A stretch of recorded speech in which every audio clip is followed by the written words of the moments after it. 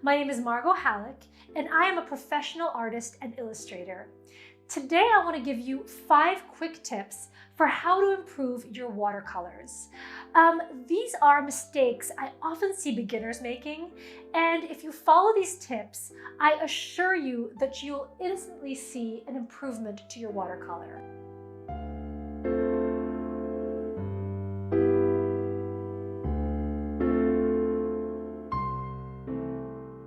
Tip number 1, make sure you have the right paper.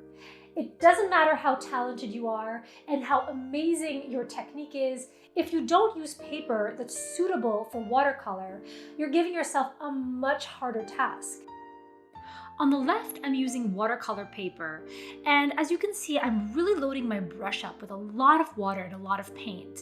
And granted, I wouldn't use this much water on a regular painting of mine, but this is just so that I can demonstrate how resilient this paper is. Now, in contrast, let's do the same thing but on regular old copy paper. And you're soon going to see how this paper starts to disintegrate due to the moisture of the water. It's buckling and the vibrancy of the color just isn't there. So let's finish this up, and I'm going to peel off this paper, and as you can see, it went right through to the other side.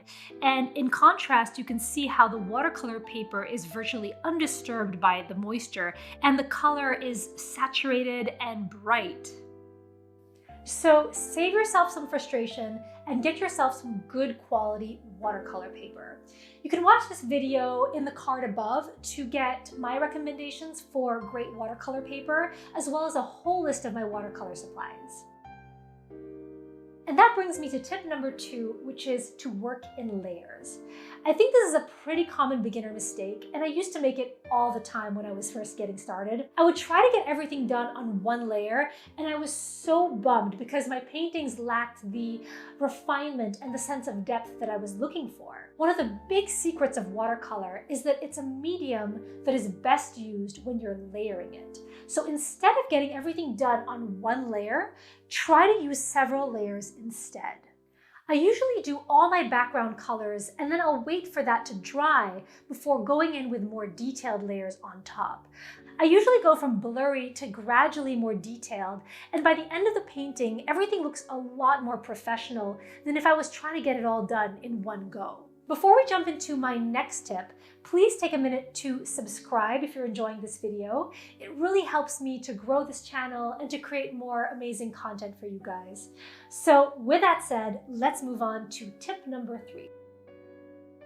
Use the right amount of water. I often see beginners either not using enough water or using way too much on their paintings. So here's a basic rule of thumb. The larger the area you're working on, the more water you'll need. So if you're doing a big background area, like a sky, for example, don't be afraid to use a generous amount of water. However, if you're working on something really small, like the detail on an earring or a button, just a drop of water should suffice. Generally speaking, you don't want your water to form a raised puddle or a bubble over your paper. So if your water is piling up on your paper, you're using way too much. Watercolor will only go where there is water. It won't go anywhere on your paper where there isn't any water. So you can even just put down some water first, then grab some paint and then allow the paint to dissipate. That particular technique is known as wet on wet, and it's a surefire way to get some truly gorgeous results. Tip number 4, use less colors. What did I say? I realize that sounds totally counterintuitive, and don't worry, I get you. I absolutely love color as well, and I love art that has a multitude of colors and hues. A lot of people don't know this, but the more colors you use straight from the tube, the more difficult and tricky it becomes to get your art to look sophisticated, cohesive, and professional.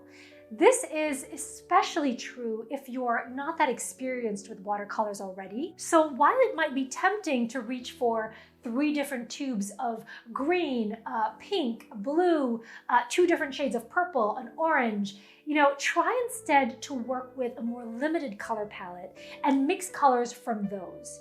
You can also try working with an analogous or a complementary color scheme, which can look really beautiful and really cool as well. If you have no idea what I'm talking about, don't worry, because I have you covered with a video that I did about color theory, which I'll link in the description below. And that brings me to my last tip, which is tip number 5. Have fun and embrace your artistry.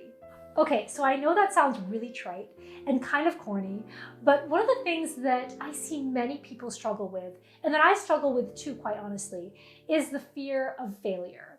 Nothing, and I swear nothing, takes the joy and fun out of the experience faster than putting a whole lot of stress and pressure on yourself to expect a certain outcome. I used to get so discouraged and disappointed when my paintings didn't look photorealistic or technically perfect.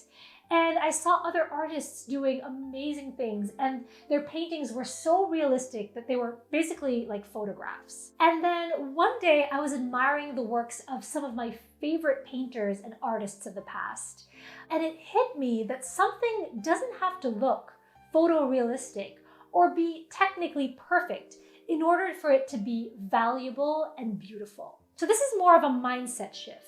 Instead of thinking of the result of your painting as the measure of success, give yourself a break and focus more on the moment and bringing some of your personality and some originality into your piece.